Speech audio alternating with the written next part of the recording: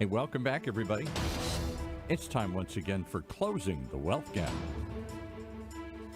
The one show, maybe the only show that shows you how to close the wealth gap in your own life with the man who's done it for many, our wealth coach himself, Tyrone French. Hey, Tyrone. Welcome to another episode of Closing the Wealth Gap. I'm your host, Tyrone French. As always, thank you for tuning in. If you value this content, please go to closingthewealthgap.net. Hit that follow button. Also, I'd like for you to go to tyronefrench.coach. That's where we have our wealth club. We have information regarding the website. There's service links that you can click on there for calculators and articles. It's just a really good resource. It's free. So feel free. It's open 24 hours a day, 7 days a week. And now that we got all the business stuff taken care of, I do want to mention and give a great shout out to a fantastic company called Saveology. And Saveology is a financial wellness platform. It's a free platform and offers a free world-class financial plan. I recommend it to all of my clients and people that I come in contact with. Just in passing, I refer everyone to Saveology.com. Or you can just go to saveology.com/Tyrone French. That's my link, whereas you're going to get some extra information. But again, everybody check out Saveology. You probably haven't heard that company yet, or heard of it yet, but in the future, it's going to be a household name. So with further ado, I want to introduce my announcer and good friend, Mr. Paul Roberts. Paul, how's it going, buddy? Oh, okay. Yeah, welcome. Hey, and I just want to do a shout out to you and everybody else. You know, people don't hear these in order. They never know when we record them, but we just did this right after Veterans Day here in 2022. So a little shout out to the veterans like you. Do you get a double shout out because you're a double veteran? Do you get two shout outs? Paul, again, it's like, man, it was a pleasure and an honor to serve. I mean, there were certain days I would pinch myself. I was like, wow, they're paying me to do this. Yeah. It's like my backstory is I grew up in South Central LA. Right. Was bored with the whole educational system. I knew I was going into the military. I joined the Navy, and I went to my background is avionics and electronics. And I can remember the times when I was sitting in class, and every class you had to pass each one of those modules with 100% accuracy. Wow. Or you didn't make it through the school. Wow. And so again, I would just be sitting in class, just pinching myself because I'm learning, trigonometry and quadratic equations and circuitry and understanding how radar and communications, it was just like it opened up a brand new world to me. And with the travel, one day I found myself sitting in Singapore in this 5-star restaurant. I couldn't have done that at 20 years old. No, I've never done that. But then you went and did it again. You left and went, am I correct? You went and joined another branch of the service and served? Joined the Army with the hopes of becoming a warrant officer.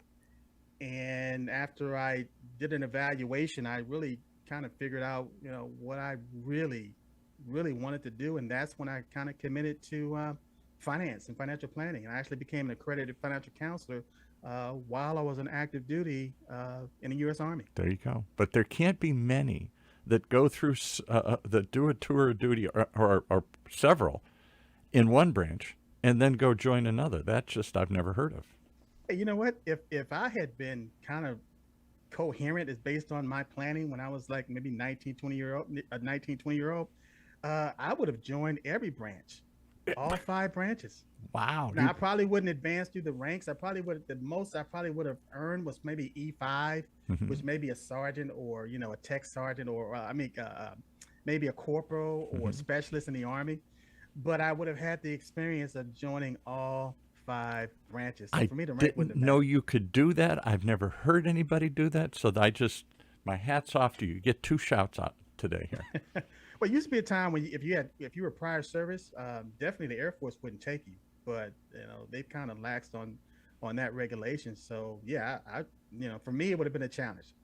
Would you have gone into the space service? What's the 5 now? We got the Air Force, the Army, the Navy, the Corps. Now we have the Space Force. Now we got the Space Force. The And hey, coast. even back in World War II, Uh-huh. it was the Army Air Corps. It It wasn't was. the Air My Force. dad was in the Army Air Corps. Yeah. Exactly. So the nomenclature or the name, they always sound ambiguous in the beginning or kind of foreign in the beginning, but after a while, I mean, just like Google, you know, Used to be Google also or known as Facebook. the War Department. That was their whole purpose, war. Now it's defense, And that's right. That's right. So not again, in the attack. beginning, things seem they're nuanced, but they seem kind of new, and the acronyms or they don't roll off the tongue. But after a period of time, you get used to it. Well, You none of just get that used to makes it. sense to me when I hear it. It's all Greek to me. And the title of today's show makes even less sense to me here. I can't believe it. You must be fooling. What's the title of today's show But here? and perfect segue, but it's savers are the biggest losers. What? And I'm going to repeat that again. That because I know it sounds it's like an oxymoron, Right. but savers really are the biggest losers in a capitalistic society. And it's That's based not on what I it's was taught. Save your pennies from your little kid. They take you down to the bank and teach you how to open a savings account. And you're always supposed to get a piggy bank and put your money in, save your coins. Saving, saving, saving is what they teach. Or at least they used to teach kids. the first time I ever heard that. I was reading a book, Rich Dad Poor Dad, Hmm. and later the Cash Flow Quadrant by Robert Kiyosaki. Famous. And I heard him. He was like, "Savers are the biggest losers." I was like, "Wait a minute, everything in our culture based on financial planning and counseling says that you have to save money, Right. and that even most financial advisors would advise you to save at least 3 to 6 months of your income for emergencies. Right. So how can savers be the biggest losers? It has everything to do with the vehicle, how you save. Mm. And imagine if, and it's based on monetary devaluation. As a matter of fact, let me step back a little bit. All right. There's this guy named Alan Greenspan. I heard of Some of him our once or twice. Yeah. our older viewers know who Alan Greenspan is. They're well familiar with him, but a Fed lot of younger chair. people have never heard of Alan Greenspan. Well, basically, he wrote a book called Gold and Economic Freedom back in 1966. And this is when the dollar was still on the gold standard. When he wrote an article.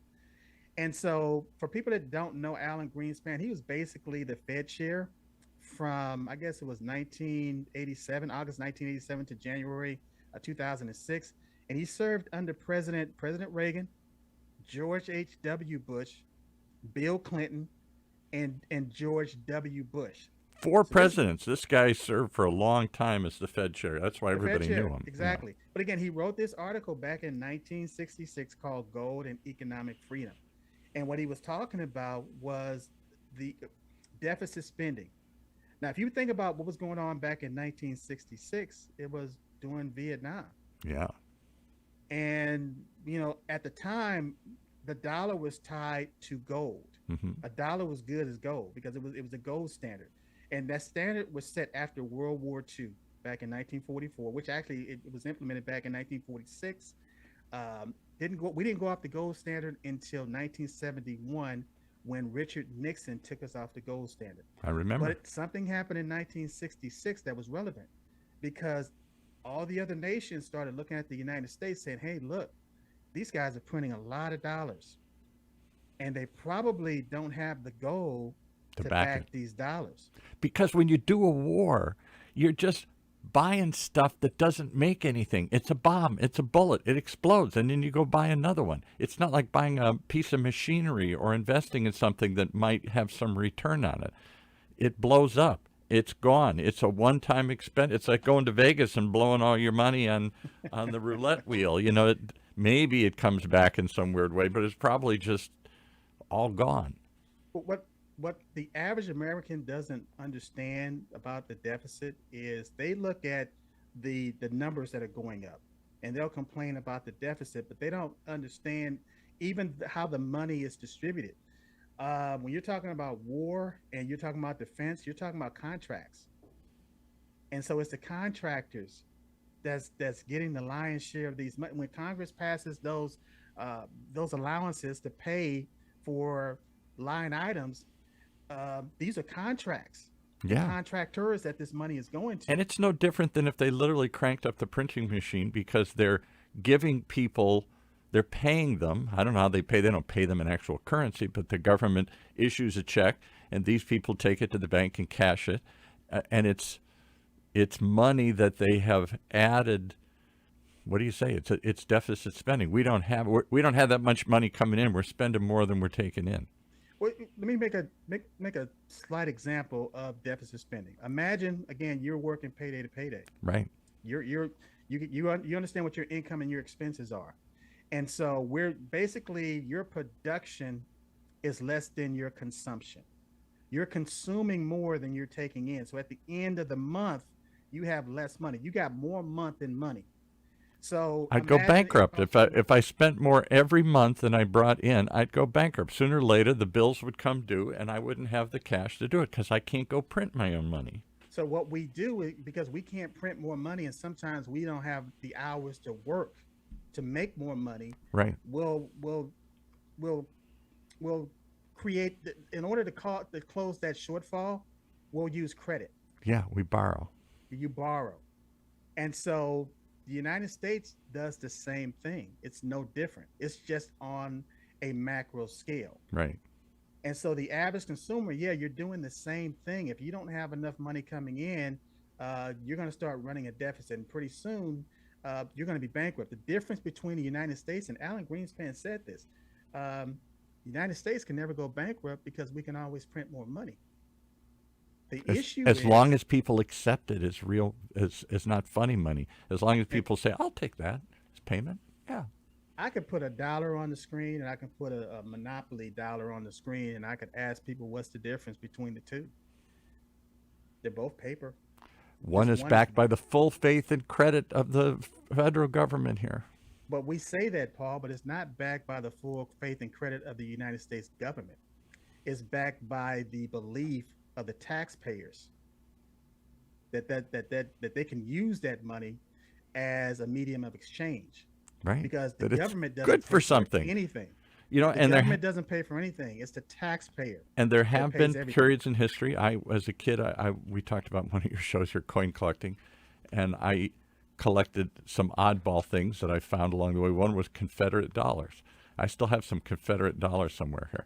And during the Confederate reign, when they seceded, and for a few years, people in the South accepted that as real currency. You got a Confederate dollar, that was as good as anything else. By the end of the war, it was pretty clear the Confederacy was falling, and this government wasn't going to last. Nobody was accepting that stuff. It was Well, just the same thing happened in Germany with the German marks. exactly. I mean, people got to the point where in order to get a loaf of bread, they had to have a wheelbarrow full of these things. Yeah, And they got to the point where they just started using it for, to stay warm. They started throwing it in the fire. yeah, So that goes back to our show based on savers are the biggest losers, because in a deficit, when you're running a deficit, the dollar is becoming watered down. mm-hmm. And Alan Greenspan wrote a paper in 1966, and in that article, and I'm just going to read just a couple of excerpts. It says, in the absence of the gold standard, there is no way to protect savings from confiscation through inflation. Now, I'm going to repeat this. In the absence of the gold standard, there is no way to protect savings from confiscation through inflation. Confiscation of your savings. I'm reaching in. You saved this money, and I'm confiscating it. I'm taking it from you. I'm stealing it from you. I'm taking it away But the average because person doesn't see it because of its purchasing power. See, Yeah. imagine you take you got $100 in the bank, and we're talking about savers. right. You got $100 in the bank, and it makes you feel good just knowing that you have a reserve. Right. But the longer you keep that money in the bank, because again, you're not earning any interest on it, Not just today. based on inflation, you're losing your purchasing power, meaning the money is being devalued just based on. Because today, if I inflation took it alone. out, I get $100 theoretically. But tomorrow, at a 5% or 6% or 7% inflation, I get 7% less. I get $93 or something worth Well, of actually, goods. look at it like this. Back when this article was written back in 1966, you can get a Coke for 5 cents. Yeah, right. Bottle of Coke for 5 cents. As a matter of fact, I'll even take it a little bit further. Let people talk about the 50s and the 60s, and wanting to go back to that time. you can literally get a burger, fries, and a Coke for around 33 cents. And fast forward today, you can't get that same burger, fries, and Coke for 33 cents. But here's the analogy, Paul. If you go to a fast food restaurant today and you order the combo, which Right. is a burger, fries, and a Coke or a drink, it's going to cost you around $10. Okay.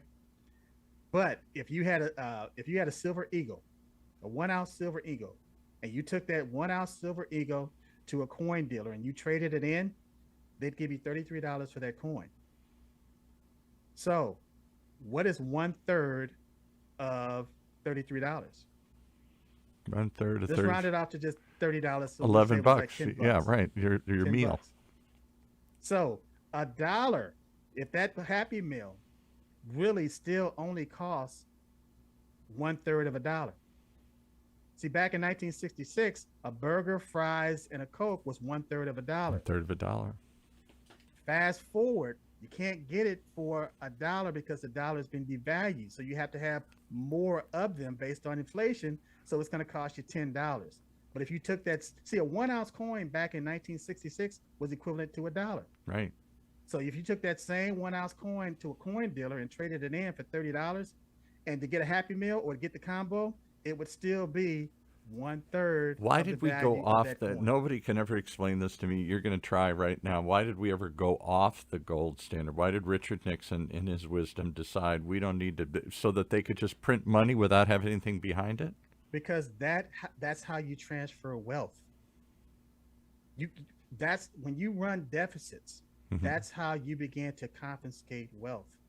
And so the rich, when you talk about the haves and the have-nots, Right. you can't have that system without deficit spending. Really? You can't have that. You cannot have that system. Meaning that even if you look at the time of just during COVID, the top 10%. Let's narrow it down. We'll talk about the top 1%.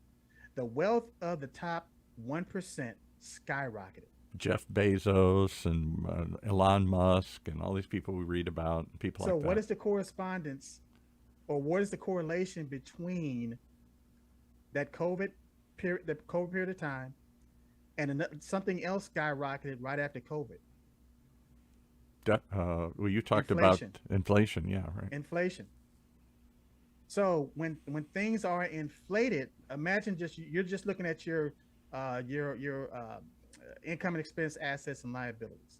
So when you look at your balance sheet, if you have the same assets, but based on inflation, now those assets become more valuable, Like your house.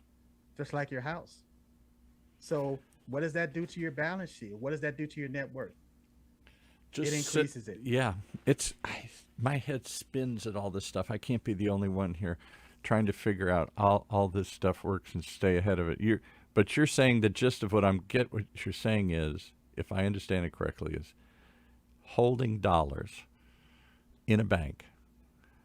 Those dollars buy less and less and less, and you don't get enough back from the bank to keep up with inflation. So inflation, that dollar today buys less tomorrow and less tomorrow. So it looks like still feels like a dollar, but unlike a silver dollar that went up, or a gold It's dollar, a silver eagle or a piece of gold, even a gold eagle. gold eagle, Yes, that it went up. maintains its future purchasing power. So let's The not even say paper future went down.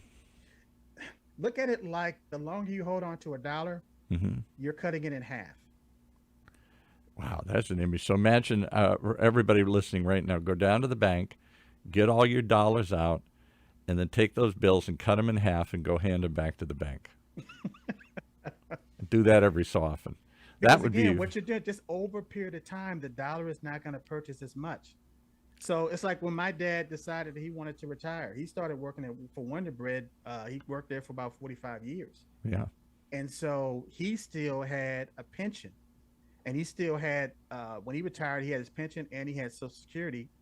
And he used his home as an ATM machine Sure. because he was able to get a line of credit or a home equity line of credit on his home and pull cash out of that house. But again, at the same time, he was still borrowing. So even though the value of that property was going up over a period of time, because he bought his house in 1971, my mother still lives there today, and they paid, I think it was $27,000 for that house. Hey, $7,000.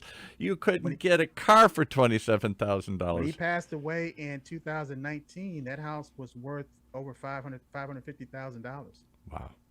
in South Central LA. Wow. And so what changed? It wasn't the house, it wasn't the land, it was inflation. So And so just it gives saving people money it is right. you're behind. You're losing if you just stick it in a piggy. And worse, if you don't even stick it in a bank. Bank might give you 1%. What about people that just stick it in a mattress? Again, it goes back to what we're talking about this show. Savers are the biggest losers because the money is not growing, it's not compounding. And so that's why you may get in a regular passbook savings account, you may get 0.5% on that money, Today, right? but you're not keeping pace with the inflation rate. We call it the consumer price index. It's not keeping pace with the prices of goods and services. Why don't the banks give me back? I'm giving it to them because they want me to hand them those dollars because then they loan them to somebody. That's how they make money. They don't make money holding it. You don't pay the bank to hold your money and protect your money. You give it. They protect it supposedly for you so you won't lose it, won't get stolen. And then they take it and lend it out to people and make money off of that lending, that So, interest. what you just said, I want you to think about this, and I want our listeners to think about this. People talk about how the money is being watered down just based on the Fed and the U.S. government printing more dollars, Hmm. but it's actually based on bank credits that's also circulating. Oh, because they allow the bank to loan more and then they issue more credit, or they pull back and say, no, you got to have most of this on reserve. You can't Well, loan they're it all out. digits. You're using whether you're using a credit card or whether you're using digits. The banks, the Federal Reserve create money out of thin air Poof. to buy bonds from the federal government. Let's say you work for the federal government. Now that money turns in, they took the Federal Reserve, took that money, the banks issued cash to the federal government. The federal government now can take that money and they can pay, let's say they're paying the troops. Well, what is the first thing the troops going to do with their money? They're going to take it to the bank. Yeah. And what is the bank going to do with it? They're going to loan it out again at a higher interest rate. Yeah. And so over a period of time, I mean, if you own something of value, you want it to decrease or do you want it to increase? You ready for it to increase? Yeah. Pretty obvious question. So if it's increasing, even just based on the inflation rate, you got a false sense of security thinking that what you have is more valuable than what it really is. It's just the price is just actually inflated. That's But what we am call a I the bubble. only one that was, maybe it's the generation I grew up in I was born in the 50s and grew up in the 60s. And every message was save your bank. You got a piggy bank when you were a little kid to start putting some coins away. And then at some point, your parents took you proudly down to the bank when you were 8 or 10 or 12, and you opened up a little savings account. And I'll tell you how funny it is, real quickly. I love watching old TV shows you've Same here. long since forgotten even exist. They run them on Amazon and other things. And I'm watching The Rifleman. That was one of my favorite shows when I was a Oh little kid. yeah, Chuck yeah. Connors and The Rifleman here. And here he is saving the West, beating up all the bad guys here, all these Westerns that were on TV. And what does he keep telling his kid every other episode? Let's go down to the bank, Mark, and open up a savings account. Mark puts his $1 in. I just saw that episode last night. And in the midst of him saving the town from more bad guys that ride in and shoot it up, he always stops to tell his son, put your money in the bank. And I thought they're very subtly but very seriously trying to train us little kids to be savers. Exactly. And so even today, when you talk to any financial planner worth their salt, they're gonna sing the same tune. Yeah. Save 3 to 6 months of your money in the bank for an emergency. Now, Cash. some will get a little bit more sophisticated because again, your money, your savings needs to be liquid Right. for emergency. And again, that's the tie-in. It needs to be liquid for emergency. You need to have access to it. Right. That's where the liquidity aspect comes from. But when you do that and you take on less risk, you're not going to get as much a return on that. So let's say you decide to put the money in a CD, a certificate of deposit. You're not going to get you're not going to get a high rate of return from that. Let's say if you even put the money into a money market account. Again, it's still savings, but you're not going to get a high rate of return. It's still not going to exceed the inflation rate. So you're still going behind. You're still going. I know you love to you're refer to the losing Bible traction. once in a while, and I can't quote it like you can, but I know there's that one story they always talk about where the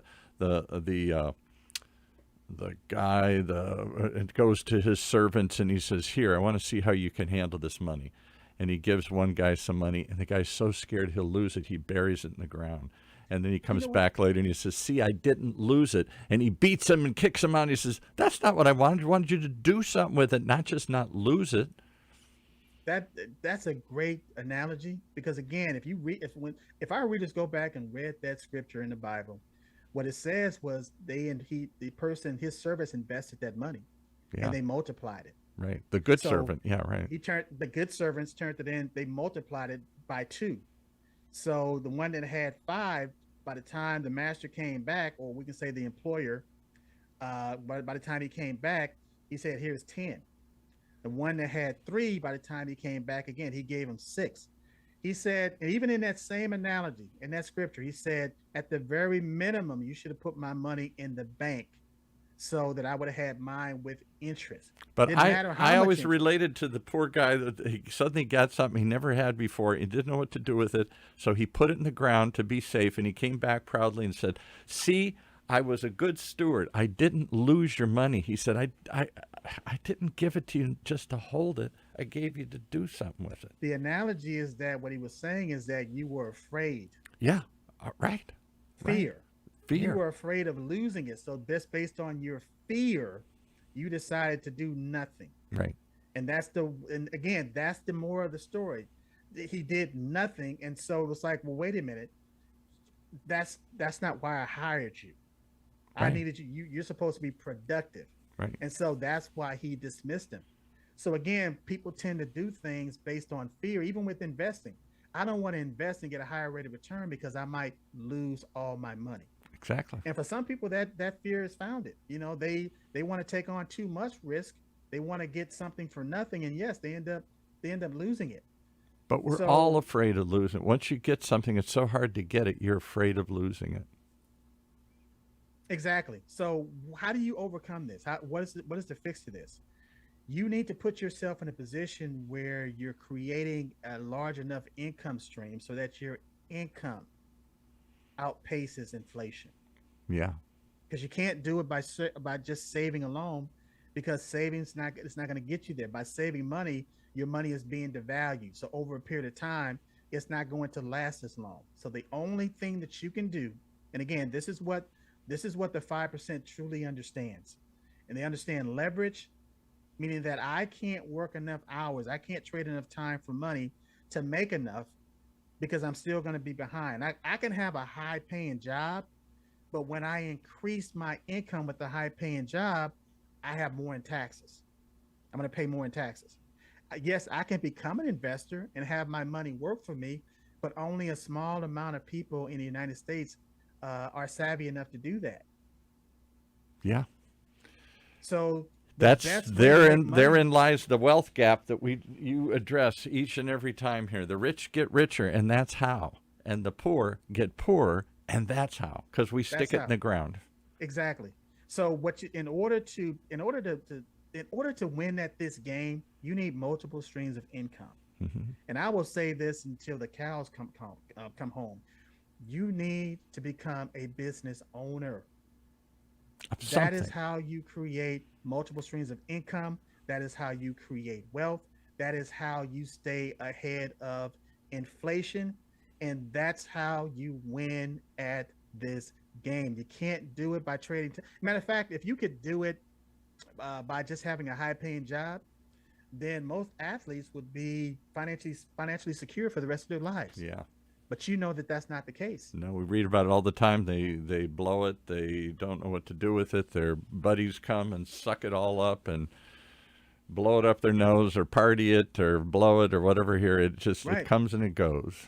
Larry Bird did an article. He was talking about, and people criticized Larry Bird because he was so, he was such a he was Okay. frugality. That's what he practiced, I didn't know frugality. that. Right.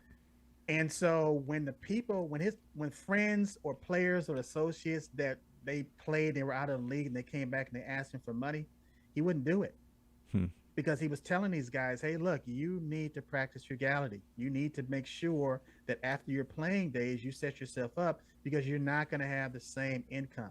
Right. You're going to have to change your standard of living. And a lot of people, again, they have a certain amount of income.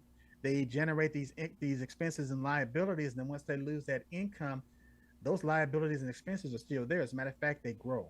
People do that all the time. You get a new job, actor gets a new part, the player gets hired for a big team. First thing he does is go out and buy a big car, buy a big house.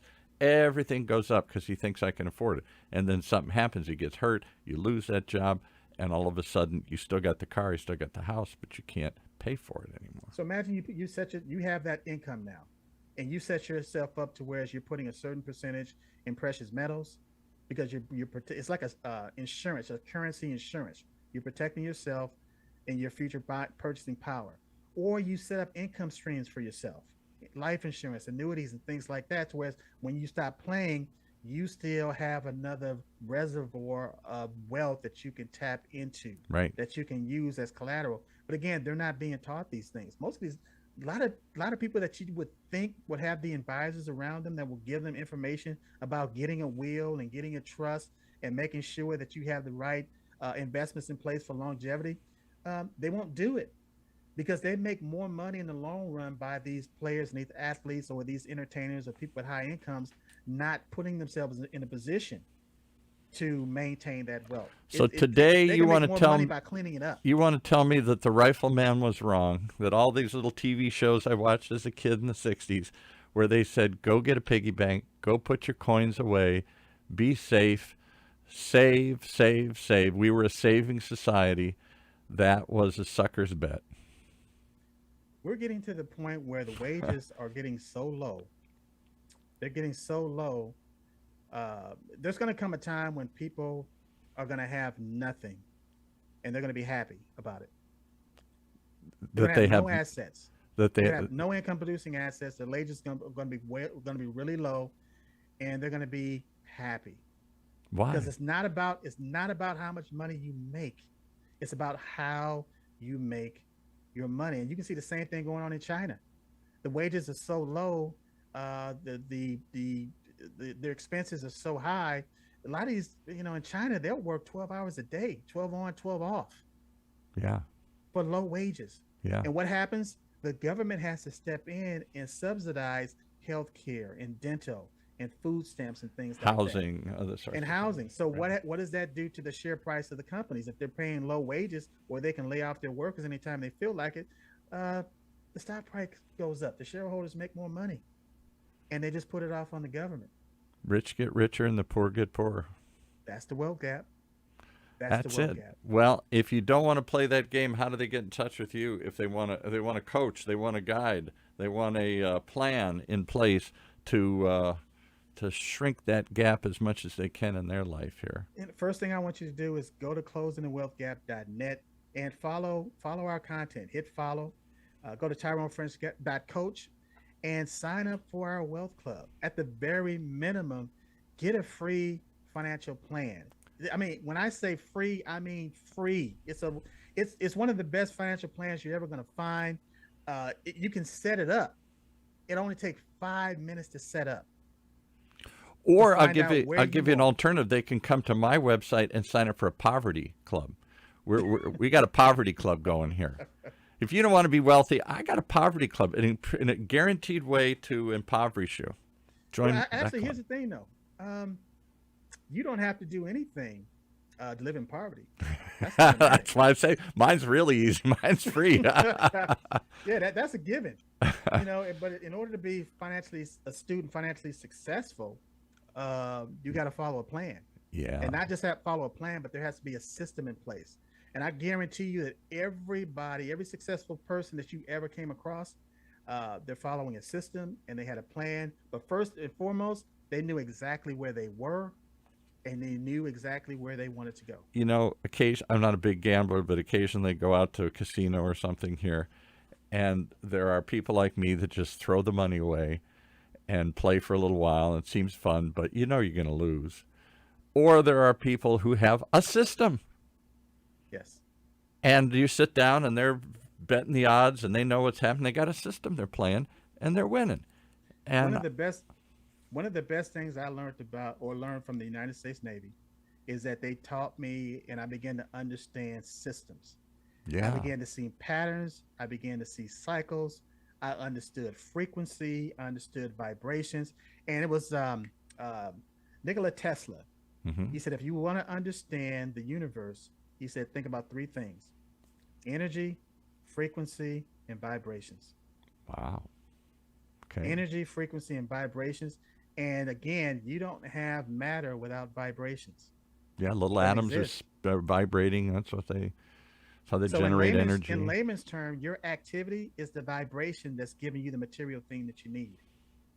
Oh, you're getting too way out from me now here. I can't follow you now here. I got to follow your stuff here. We all got to go. Give us to us one more time because we're running out of time. Where do we go find these? I want you to go to TyroneFrench.net. Hit that follow button. I'll repeat that over and over and over again. But also go to TyroneFrench.coach. Yeah. Join our Wealth Club. Become a part of the community.